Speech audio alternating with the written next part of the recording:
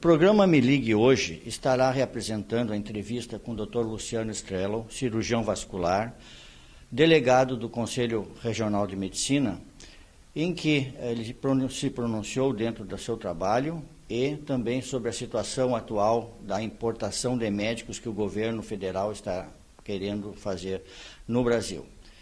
A repercussão entre os profissionais e principalmente na população foi muito grande.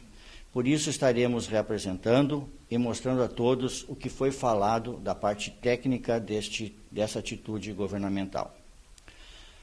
Também estaremos apresentando o nosso novo quadro, Momentos em Família, onde fomos chamados para fazer uma reportagem em família, num evento em que a família Piegas estava reunida, né, no momento em que a esposa, né, Lívia, do seu marido Diego, comemoravam o chá de fraldas da sua segunda filha.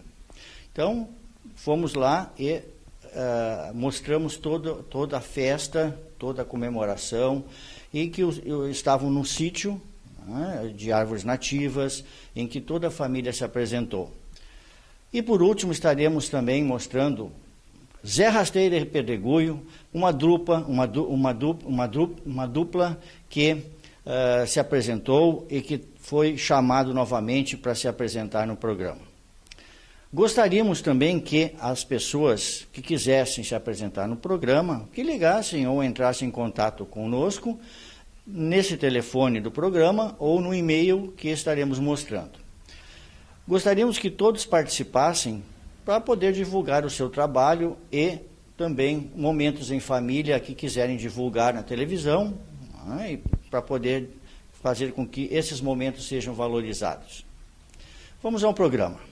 Estamos hoje no consultório do Dr. Luciano Strello e, como médico cirurgião vascular, formado há 22 anos na Faculdade de Caxias do Sul, né, e com especialidade em Porto Alegre, na Santa Casa, trabalha em Novo Hamburgo, tem outros... Ivoti também. E vamos falar um pouquinho sobre a especialidade dele. Doutor Luciano, o senhor fez outros cursos além dessa especialidade tão rara e tão importante hoje em dia? Sim, eu fiz toda a minha formação então em Caxias do Sul, dentro da Universidade de Caxias do Sul, e uma vez formado vim para Porto Alegre, onde fiz cirurgia geral, e depois fui fazer cirurgia vascular, então na Santa Casa Misericórdia de Porto Alegre. No período da residência eu passei essa fase toda dentro da Santa Casa, e depois recebi oportunidade em Madrid com o professor Jiménez Cossil, que é um professor da especialidade em Madrid, no qual me agraciou com um Fowler lá de 30 dias, né? E depois também passei pela Universidade de Utah, em Utah, também mais um período de 30 dias, onde a gente fica observando os trabalhos, observando as técnicas, né? E isso tudo na área da doença arterial, né? Porque a cirurgia vascular no Brasil, ela trata de todas as doenças circulatórias, tanto a parte arterial, como venosa, como linfática. Em alguns países, tanto da Europa, como também da América do Norte, a cirurgia vascular trata quase que exclusivamente da doença arterial. E então eu tive essas oportunidades lá e desempenho aqui em Novo Hamburgo todos os procedimentos dentro da minha especialidade, aqui no Hospital Regina, sem nenhum problema. A gente tem um serviço bem montado que funciona muito bem. Atende em outras cidades também aqui do Rio Grande do Sul? Sim, eu atendo em Ivoti, o consultório, realizo algumas cirurgias em Ivoti, mas daí mais do ponto de vista das varizes, né, dentro do hospital de Ivoti, Hospital São José, e Novo Hamburgo. A demanda da região supre completamente qualquer tipo de necessidade de se ausentar daqui para trabalhar, né? Apesar de todos os convites para voltar a Santa Casa, e até como uma questão seria até de gratidão, mas infelizmente não consigo fazer isso. Fico restrito a Novo Hamburgo para os procedimentos arteriais, porque a gente não tem tempo, não dispõe de tempo de consultório e de datas de bloco cirúrgico para poder, né, prestar mais esse atendimento fora de Novo Hamburgo. O Novo Hamburgo está bem servido de médicos, né, com essa especialidade, né, muito importante e rara, né, é um especialista internacional, e nós temos em Novo Hamburgo. Então, isso é uma coisa que credencia Novo Hamburgo aos melhores serviços do Estado e até do Brasil. Né? Com certeza. Mas a sua especialidade, ela, para chegar a ser um cirurgião vascular, quanto tempo, o que precisa para isso, doutor? Você tem que fazer obrigatoriamente 2 anos de cirurgia geral, com a opção de fazer um terceiro ano ou não há uma necessidade, seria uma opção própria do médico, e obrigatoriamente depois mais 2 anos de angiologia e cirurgia vascular, porque em se tratando de doenças arteriais intraabdominais, a aorta, vasos ilíacos e até o segmento tóraco-abdominal, fatalmente vamos ter que abordar o abdômen, e então a técnica cirúrgica da cirurgia geral é indispensável para isso. Né? E é uma especialidade linda, uma especialidade, vamos dizer assim, difícil, de muita responsabilidade, porque o nosso organismo depende dos vasos, literalmente, para não envelhecer, ou se para envelhecer com qualidade, nós temos que ter bons vasos arteriais, né? Não que as outras especialidades não sejam, pelo amor de Deus, todo mundo tem o seu espaço. É uma parte realmente trabalhosa da medicina, e por isso a pouca incidência de colegas que fazem essa especialidade. É a nutrição do corpo, né, que dá vida ao corpo, né, o sangue. Né? Então, isso é importante as pessoas saberem, que está lidando com a circulação, a nutrição, né, o bem-estar do organismo. Né? Mas quais são os problemas que o senhor mais lida, doutor Luciano? Bom, dá para nós dividirmos a especialidade bem clássica em 2 áreas, a área venosa e a área arterial. Felizmente, a área venosa, que é uma área que traz menos riscos, né, ainda é o dominante no consultório. A parte arterial atinge 30% dos meus pacientes, e aí sempre mais complexa, sempre com os riscos da perda das extremidades, das isquemias teciduais, seja cerebral, seja dos membros inferiores, seja intraabdominais, né, os aneurismas, as técnicas cirúrgicas cada vez mais modernas, cada vez mais eficientes, cada vez com uma morbimortalidade muito menor. Então isso nos agrada bastante. Mas a cirurgia venosa, a doença venosa ocupa ainda 70% a 75% do consultório. E desses problemas venosos, assim, que tipo de patologia, de problemas, de doença aparece mais, que o senhor lida, que opera, ou que faz procedimentos? Do ponto de vista cirúrgico, sem dúvida, as varizes. Né? As varizes no tratamento, seja ela funcional, seja ela estético, ela tem uma demanda bastante grande. Depois, no segundo lugar, nós temos as tromboses venosas profundas. Tromboses venosas, cada vez mais, seja por métodos diagnósticos mais favoráveis, seja por facilidade dos pacientes a ter um acesso a esses diagnósticos, nós temos acompanhando um aumento da incidência de trombose venosa, né, assustadora, eu diria assim. Né?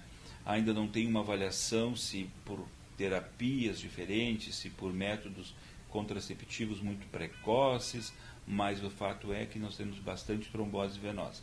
Então, temos as varizes e as tromboses venosas. Depois, junto nessa parte venosa, que a gente poderia dizer venolinfática, os edemas, os linfedemas de membros inferiores, acompanhados ou não das famosas úlceras de perna, aquelas feridas que muitas vezes se encontram as pessoas caminhando na rua com um paninho amarrado junto à canela, junto ao tornozelo, que são extremamente desagradáveis, dolorosas, mal cheirosas, trazem um problema socioeconômico e também afetivo bastante grande.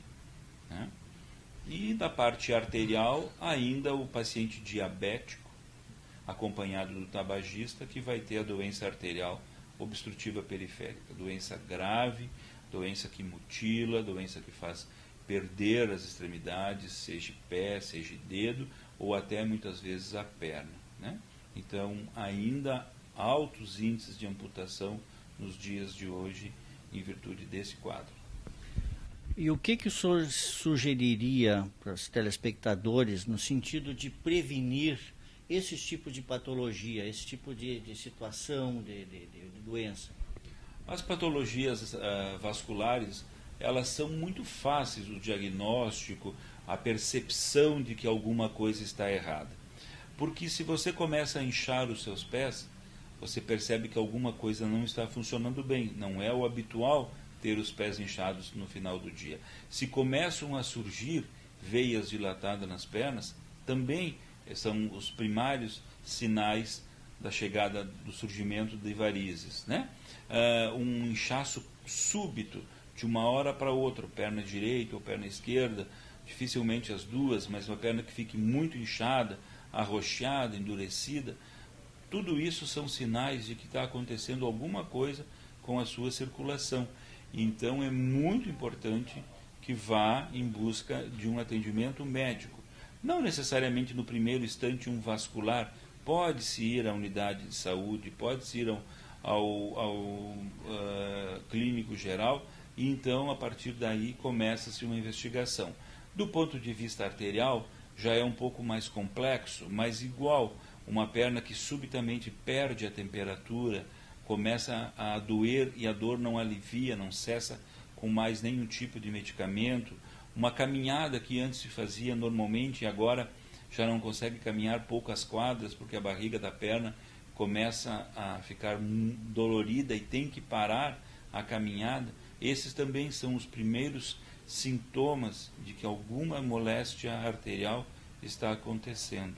O paciente diabético, diabetes é uma doença que é silenciosa e que as pessoas ficam um pouco rebeldes ao tratamento justamente por não sentirem nada, mas ela vai estragando os vasos, vai estragando as artérias dos olhos, dos rins, do cérebro e das pernas, dos pés. Então, quando surgem os primeiros já sintomas de uma isquemia pelo diabetes, já é um estágio bastante avançado da doença. Então, o diabético tem que ter o rigoroso controle dos seus níveis de glicemia, tem que controlar na alimentação, tem que fazer exercício físico, né?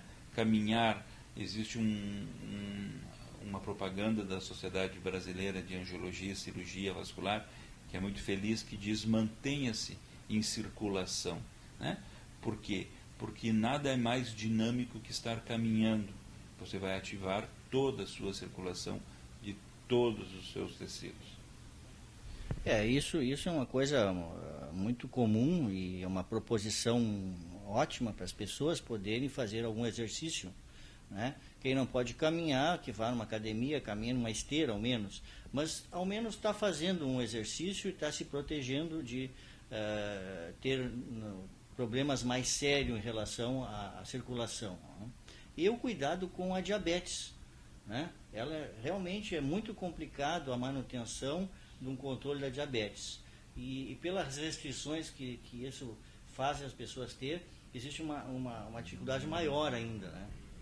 Sim, sem dúvida. A questão toda do diabetes preocupa muito. Por quê? Porque com o avanço da obesidade, as doenças dislipidêmicas, há um aumento da incidência do diabetes. E há, sem dúvida, no paciente obeso, e nesse quadro até me enquadro dentro disso, o paciente obeso ele é um pouco ou muito relapso com a sua saúde. E por não sentir nada, ele não leva muito em conta. O hábito de ir ao médico ainda é um hábito bastante pouco, vamos dizer assim, pouco cultivado no Brasil. Ir ao médico quando está doente e olhe lá. Se nós não conseguirmos melhorar com alguma terapia caseira, ou quem sabe passando na farmácia, então vamos, em último caso, no médico. Eu sei, eu entendo, a saúde pública está doente no Brasil e isto é uma coisa cultural, né? Ir ao médico significa procurar doenças, encontrar doenças, isso não agrada a ninguém. Mas então o diabetes é muito lesivo da parte circulatória, traz danos irreparáveis ao organismo e ele deve ser encarado como uma doença grave. Por quê? Porque o diabetes leva à perda de tecidos, leva à perda de membros e leva à morte. Vamos prevenir e vamos buscar auxílio para a prevenção dessas doenças com profissionais que sejam realmente capacitados para isso, né?